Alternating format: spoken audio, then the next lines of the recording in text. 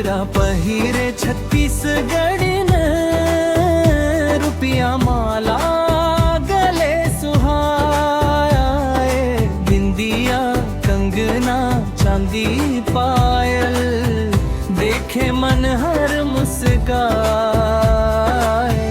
माथे डोकरा पाग सजाए, गाम भर मन मान बढ़ाए।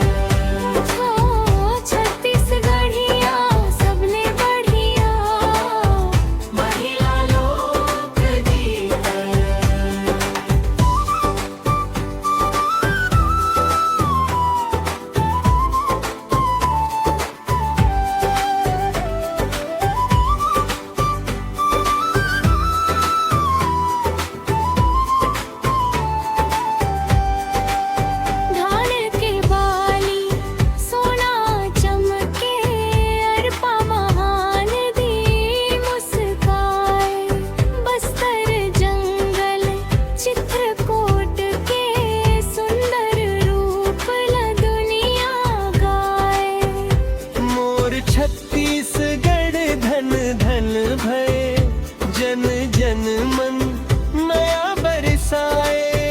जय जोहार के गूंज सुनवरे, संस्कृति के मान बढ़ावो।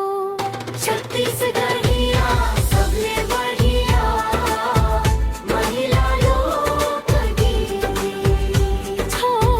छत्तीसगढ़िया सबले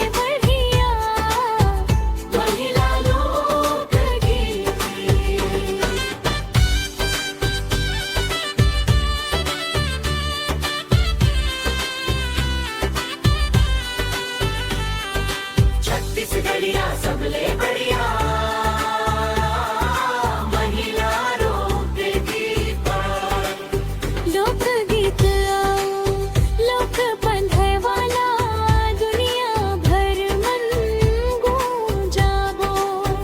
छत्तीसगढ़िया मन के दिल मन सच्चा अपनापन समाए। जय जोहार के गूंज सुनवरे, संस्कृति के मान